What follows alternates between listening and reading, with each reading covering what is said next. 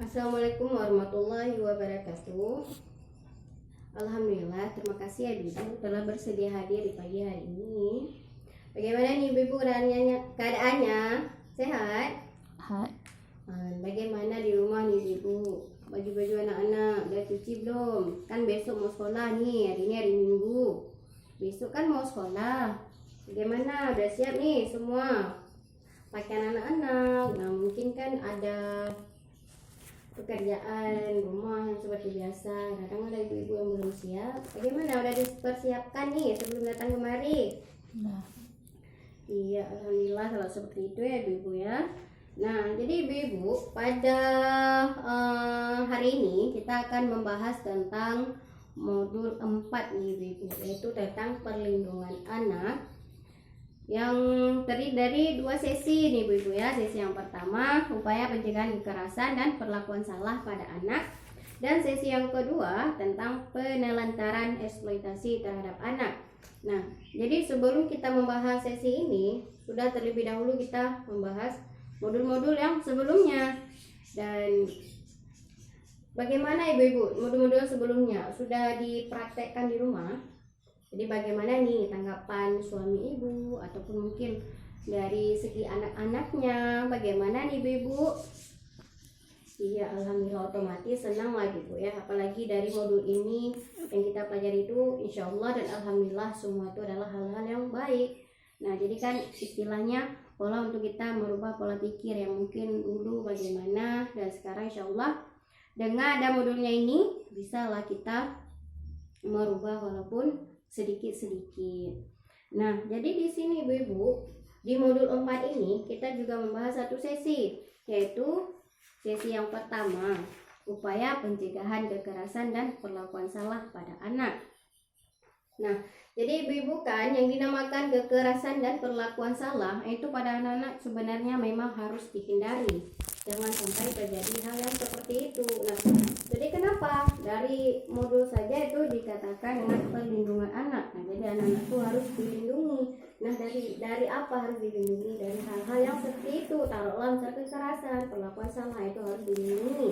Jangan sampai ada yang terjadi hal-hal yang seperti itu. Nah, jadi di sini kita hanya membahas tentang deteksi dini kekerasan seksual nih Ibu. Nah, tadi ini paling kalau kita dengar pun paling nanti ya.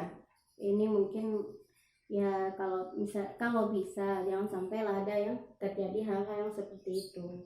Nah, jadi ibu-ibu, saya sudah ada kertas nih, sudah saya potong-potong kecil-kecil.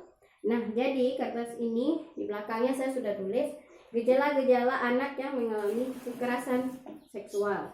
Nah, jadi kenapa saya membahas hal ini? Karena kan harus kita deteksi dini loh ibu. Jadi otomatis kita harus tahu apa sih, bagaimana sih isinya. Jangan nanti ada yang terjadi tapi kita nggak tahu apa-apa, kita nggak tahu bahwa dia tuh terjadinya hal yang seperti itu. Nah, dengan kertas potongan-potongannya itu, ibu-ibu tolong nanti lihat dan sesuaikan gambarnya. Gambar dengan potongan saya itu dia termasuk kemana? Apa dia termasuk gerakan tak wajar?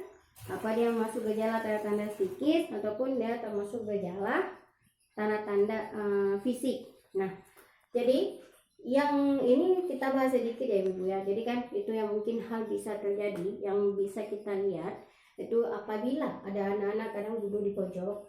Nah, dia merangkul dua kakinya, lututnya, dan kepala menunduk ke dalam. Nah, itu ibu harus was-was, ibu harus tanya kenapa terhadap si anak tersebut. Nah, jadi kan jangan nanti sudah anak ibu lihat seperti itu, ibu malah nggak mau pen, malah biarlah seperti itu dia, mungkin karena capek. Nah, itu jangan. Nah, ibu sebelumnya nih, apa yang dilakukan jika mendapat anak kita atau saudara kita mengalami kekerasan seksual? Nah, jadi apa yang ibu lakukan? Nah, ibu siapa nih yang mau berargumen? Orang 2 orang ataupun 3 orang? Iya ibu-ibu. Nah, jadi kan mungkin, nah jadi jawaban mungkin dari ibu-ibu nih semuanya tuh benar. Nah, tapi ada baiknya nih ibu-ibu ya. sebelum kita menjawab hal yang seperti itu, nah jadi silakan ibu-ibu lihat bagaimana apa yang harus ibu lakukan. Nah di sini ada nih Bu di picanya. Nah jadi di sini ada kan sikap dan perilaku orang tua jika anak mengalami gejala tersebut. Nah jadi ibu-ibu silakan nih dilihat. Jadi kan apabila ada anak yang mengalami hal yang seperti itu, jangan dimarahin ibu-ibu. Nah mungkin kalau kita pun panik, oke lah paniknya pun nggak apa-apa, tapi dia jangan kita marahin. Nah kenapa? Karena dia kan sudah merasa hal yang seperti itu, kita juga sudah kita marahin dia, otomatis dia bukannya baikan malah tambah drop. Nah itu pun nggak baik bagi si anak, kan takut juga bisa-bisa nanti dia tuh berpikiran untuk bunuh diri. Nah apalagi kan dia lihat pun orang tuanya kayak mana, padahal bagaimana lah dia yang dia rasakan. Nah jadi yang kedua nih ibu-ibu, peluklah dia erat-erat. Itu berarti kita menunjukkan bahwa kita sangat menyayangi dia. Nah jadi dia pun merasa bahwa orang tua itu masih sayang sama dia, masih ada yang peduli sama dia. Nah di sini juga ada nih ibu-ibu, sampaikan bahwa tidak ada satu orang pun yang boleh menyakiti mereka, dan apapun yang terjadi akan tetap memberikan perlindungan. Kasih tahu sama dia, nggak boleh ada satu orang pun yang melakukan sesuatu kepada dia. Nah dengan hal yang seperti itu kita katakan kepada anak-anak gitu ya, otomatis dia pasti nanti akan merasa sendiri bahwa kita sayang sama dia, dan dia pun akan bercerita nih Bu. Mungkin kan apapun yang dia rasakan dia pasti akan bercerita sama kita. Nah jadi kan mintalah pertolongan ahli, lembaga-lembaga layanan, kita bawa dia ke rumah sakit, tanya kenapa, bagaimana. Nah di sana kan bisa diproses, dan setelah itu bisa kita laporkan ke polisi. Nah jadi di saat mungkin dia bercerita, kita harus mendengarkan kata-kata dia. Seperti apa sih ceritanya? Kalaupun dia nggak mau cerita, kita harus usahakan bagaimana caranya supaya dia tuh mau bercerita kepada kita. Nah setelah mungkin dia cerita, otomatis kita kan akan tahu bagaimana sih dia, kenapa dia. Nah tapi kalau begitu kita lihat, bukannya kita tanya dia, bukan bikin dia senang ataupun mungkin merasa dia nanti ada yang sayang sama dia, malah kita marah-marahin terlebih dahulu. Mana mau dia cerita? Dari pertama kita udah marah-marahin dia, kita udah emosi sama dia, otomatis nggak ada orang yang mau cerita.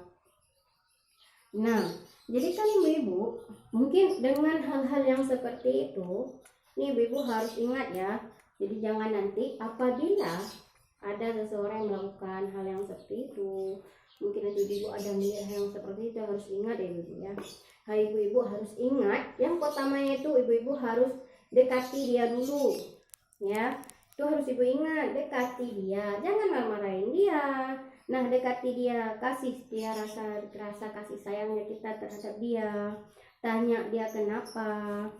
Nah apabila perlu nanti bilang sama dia, nah kamu kenapa sih. Nah tanya, jadi kan kita malah juga kita bisa bilang sama dia, nggak ada satu orang pun yang boleh nyakitin kamu.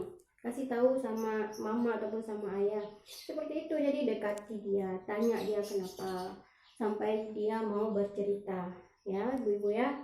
Jangan nanti udah lihat seperti itu langsung marah-marah, nah itu nggak boleh. Itu harus ibu ingat dari modul kita yang pertama ini, perlindungan anak. Dan ibu-ibu nih semua, mungkin pembahasan kita cuma sampai di sini. Saya ucapkan juga terima kasih. Semoga semua ini bisa diterapkan, bisa ibu bisa ibu terapkan nanti di rumah. Dan terima kasih ibu-ibu telah bersedia hadir. Saya tutup ya. Wabillahi taufiq wal hidayah. Assalamualaikum warahmatullahi wabarakatuh.